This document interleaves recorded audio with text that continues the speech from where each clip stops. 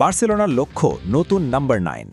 Robert Lewandowski দল ছাড়ার পর এই গ্রীষ্মকালীন ট্রান্সফার উইন্ডোতে একজন নতুন মূল স্ট্রাইকার নাম্বার 9 সাইন করাতে চাইছে বার্সেলোনা। গত কয়েক মাস ধরে তাদের প্রধান লক্ষ্য ছিলেন হুলিয়ান আলভারেজ।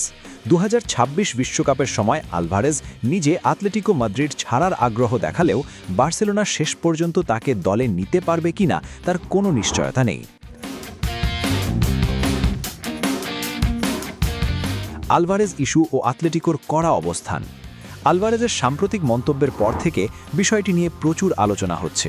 তবে আতলেটিকো মাদ্রিদ পরিষ্কার জানিয়ে দিয়েছে যে তারা বার্সেলোনার কাছে কোনোভাবেই আলভারেজকে বিক্রি করবে না। অ্যাটলেটিকোর এমন কঠোর অবস্থানের পরই স্পটিফাই ক্যাম্প ন্যুয়ের অফিসগুলোতে নতুন হিসাব নিকাশ শুরু হয়েছে।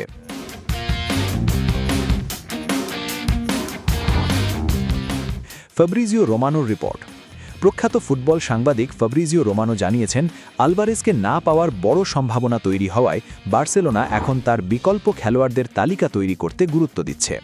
রোমানোর মতে, বার্সেলোনা অভ্যন্তরীণভাবে আলোচনা শুরু করেছে।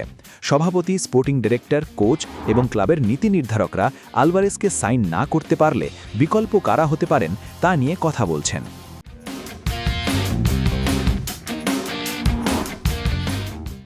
বিকল্প অপশন খোঁজা কেন জরুরি? আলভারেজের পেছনে অহেতুক সময় নষ্ট করা বার্সেলোনার জন্য বুদ্ধিমানের কাজ হবে না। বিশেষ করে ফেরান তরেসের ভবিষ্যৎ নিয়েও যখন অনিশ্চয়তা রয়েছে, তখন এই গ্রীষ্মে একজন স্ট্রাইকার কেনা ক্লাবের জন্য অত্যন্ত জরুরি।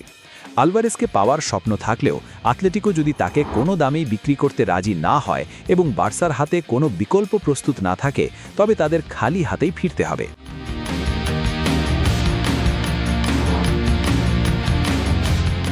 পরবর্তী পরিস্থিতি।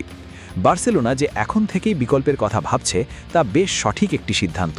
তবে সেই বিকল্প খেলোয়াড় কারা হবেন সেটাই এখন দেখার বিষয়।